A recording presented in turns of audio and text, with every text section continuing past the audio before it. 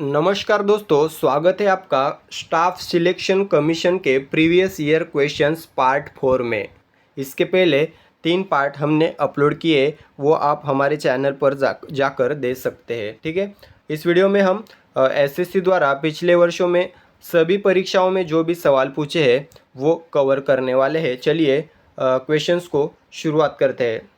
यहाँ पर पहला क्वेश्चन है, भारत में सबसे लंबा सड़क पुल कौन सा है। यहाँ पर टाइपिंग मिस्टेक हुई है, तो भारत में सबसे लंबा सड़क पुल पूछा गया है। ऑप्शन से भूपेन हजारिका सेतु, अटल सेतु, विक्रमशिला सेतु या फिर सुदर्शन सेतु। इस प्रश्न का सही जवाब रहेगा ऑप्शन ए, भूपेन हजारिका सेतु। भूपेन हजारिका सेतु ये भारत का सबसे लंबा सड़क पुल है। इसकी लंबाई अगर पूछी जाए तो 9.15 किलोमीटर लंबाई है इसकी, 9.15 किलोमीटर। ये आसाम राज्य में लोहित नदी पर बना हुआ पुल है। यहाँ पर अटल सेतु है, ऑप्शन सी। अटल सेतु भारत का सबसे लंबा समुद्री या फिर सागरी पुल है। ठीक है, नदी पर या सड़क पुल नदी पर जो बना है वो भूपेन हजारिका है, और सागर पर जो बना है वो अटल सेतु है। ठीक है, सागर पर बना हुआ। अटल सेतु की लंबाई अगर पूछी जाए तो 21.8 किलोमीटर। ठीक है, 21.8 किलोमीटर अटल सेतु की लंबाई है। अटल बिहारी वाजपेयी इनके नाम पर इस पुल का नामकरण किया गया है। अगला क्वेश्चन है, निम्नलिखित में से किसे बुकर पुरस्कार मिला नहीं है। ऑप्शन है सलमान रश्दी, अरुंधति राय, विक्रम सेठ, वीएस नायपॉल। इस प्रश्न का सही जवाब रहेगा विक्रम सेठ, ऑप्शन सी। इन्हें बुकर पुरस्कार मिला नहीं है। अब बुकर पुरस्कार किस क्षेत्र में दिया जाता है, हमें कमेंट कर बताइए। अगला सवाल, ज्ञानपीठ पुरस्कार किस क्षेत्र वालों को दिया जाता है। ऑप्शन से नृत्य, फिल्म, नाटक या फिर साहित्य। इस प्रश्न का सही जवाब रहेगा ऑप्शन डी, साहित्य। ज्ञानपीठ पुरस्कार साहित्य के क्षेत्र में दिया जाता है। अगला क्वेश्चन, हॉकी के जादूगर किसे कहते हैं या फिर हॉकी के जादूगर के रूप में किसे जाना जाता है। ऑप्शन से बलवीर सिंह, मेजर ध्यानचंद, अभिनव बिंद्रा, हरमनप्रीत सिंह। इस प्रश्न का सही जवाब है option B, major Dhyan Chand. Major Dhyan Chand को हॉकी के जादूगर के नाम से जाना जाता है। इन्हीं के नाम पर राजीव गांधी खेल रत्न पुरस्कार का नामकरण नया करके मेजर ध्यानचंद खेल रत्न पुरस्कार किया गया है। अभी राहुल गांधी खेल रत्न पुरस्कार का नया नाम मेजर ध्यानचंद खेल रत्न पुरस्कार कौन से वर्ष में किया गया नरेंद्र मोदी द्वारा, कमेंट करके बताइए। अगला सवाल है, भारत में सबसे ऊंची मीनार कौन सी है। ऑप्शन से कारकोवाडो प्रतिमा, कुतुब मीनार, बुर्ज खलीफा या फिर चार मीनार। इस प्रश्न का सही जवाब रहेगा ऑप्शन बी, कुतुब मीनार। अगला क्वेश्चन, ड्यूरंड रेखा किन देशों के मध्य स्थित है। ऑप्शन है भारत और बांग्लादेश, पाकिस्तान और अफगानिस्तान, भारत और पाकिस्तान, भारत और चीन। इस प्रश्न का सही जवाब है पाकिस्तान और अफगानिस्तान। ड्यूरंड लाइन पाकिस्तान और अफगानिस्तान के बीच बनी हुई है। भारत और चीन के दरमियान कौन सी लाइन है, मैकमोहन लाइन। ठीक है, और भारत और पाकिस्तान के दरमियान कौन सी लाइन है, रेड क्लिफ लाइन। ठीक है, ये तीनों लाइनें परीक्षा में बार बार पूछी जाती है। अगला सवाल, खो खो में कितने खिलाड़ी एक टीम में होते हैं। ऑप्शन है 12, 11, 9 या फिर 7। इस प्रश्न का सही जवाब रहेगा ऑप्शन सी, 9। खो खो में एक संघ में 9 खिलाड़ी होते हैं। अगला सवाल, वो शासक कौन था जिसने सिंहासन पर बैठने के लिए अपने बड़े भाई सुसीम की हत्या की थी। ऑप्शन है सिमुक, अजातशत्रु, कनिष्क या फिर अशोक। इस प्रश्न का सही जवाब रहेगा ऑप्शन डी, अशोक।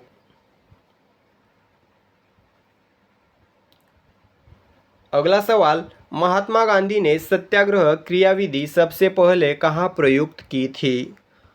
ऑप्शन से दांडी, खेड़ा, चंपारण या फिर अहमदाबाद। इस प्रश्न का सही जवाब है ऑप्शन सी, चंपारण। चंपारण में महात्मा गांधी ने अपना पहला सत्याग्रह किया था जब वे साउथ अफ्रीका से वापस लौटे थे। गांधी जी साउथ अफ्रीका से 1915 में भारत लौटे थे और 1917 में उन्होंने चंपारण सत्याग्रह किया था। अगला सवाल, भारत में सबसे बड़ा पशुओं का मेला कौन सा है? ऑप्शन से हिसार, नवागांव, सोनपुर या होशंगाबाद। इस प्रश्न का सही जवाब रहेगा सोनपुर। ये बिहार में स्थित एक स्थान है जहां पशुओं का सबसे बड़ा मेला लगता है भारत में। अगला सवाल, चाणक्य का अन्य नाम क्या था? ऑप्शन से विशाखदत्त, विष्णुगुप्त या फिर चंद्रशेखर चंद्रगुप्त। इस प्रश्न का सही जवाब है ऑप्शन बी, विष्णुगुप्त। चाणक्य का अन्य नाम विष्णुगुप्त था। अगला सवाल, सुंदरम बालाचंदर निम्नलिखित में से किस वाद्य यंत्र के मुख्य वादक रहे हैं? ऑप्शन से वीणा, बांसुरी, संतूर या फिर शहनाई। इस प्रश्न का सही जवाब है ऑप्शन ए, वीणा। अगला सवाल, 1857 का विद्रोह कहाँ से प्रारंभ हुआ था? ऑप्शन से नागपुर, कानपुर, झांसी या फिर मेरठ। इस प्रश्न का सही जवाब रहेगा ऑप्शन डी, मेरठ।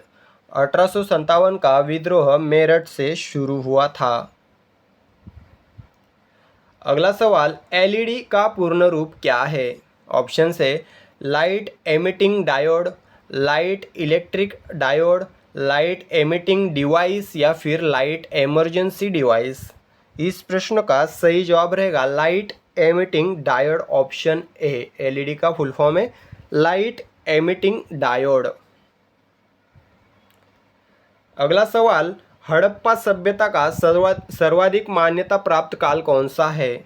ऑप्शन से 1200 ईसा पूर्व से 1550 ईसा पूर्व, 2500 ईसा पूर्व से 1750 ईसा पूर्व, 3500 ईसा पूर्व से 1650 ईसा पूर्व या फिर निम्न में से कोई भी नहीं।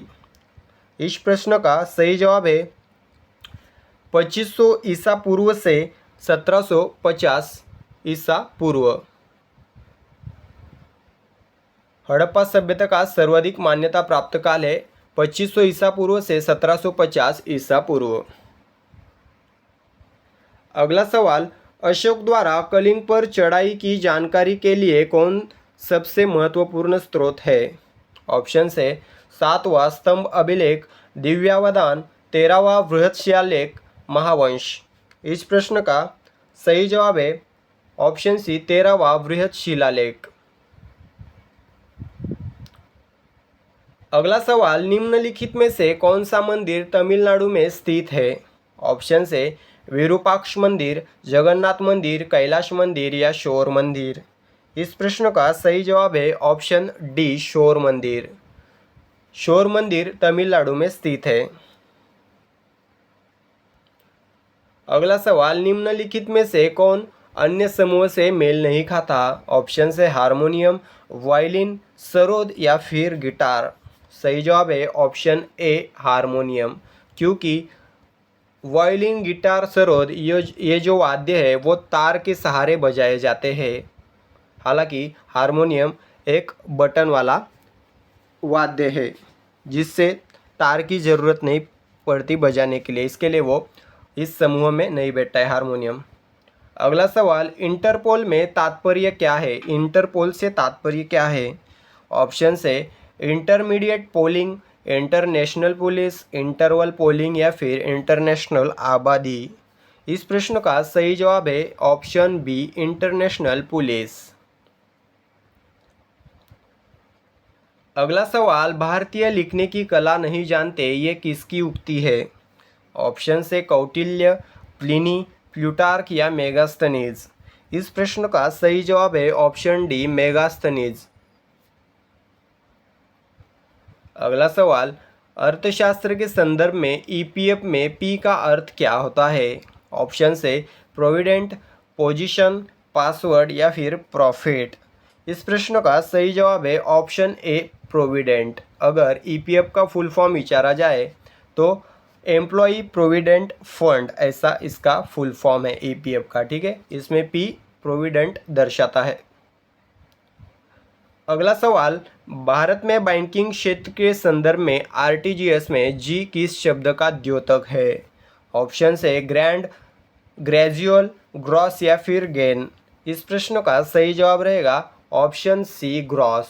ग्रॉस आरटीजीएस में जी ग्रॉस का द्योतक है। ठीक है, अगर आरटीजीएस का फुल फॉर्म पूछा जाए तो रियल टाइम ग्रॉस सेटलमेंट। ठीक है, रियल टाइम ग्रॉस सेटलमेंट ऐसा आरटीजीएस का फुल फॉर्म है। अगला सवाल, अंग्रेज पुलिस अफसर कैप्टन सैंडर्स किसके गोली द्वारा मारा गया था? ऑप्शन है बटुकेश्वर दत्त, सुखदेव, भगत सिंह या फिर निम्न में से कोई भी नहीं। इस प्रश्न का सही जवाब रहेगा ऑप्शन सी भगत सिंह।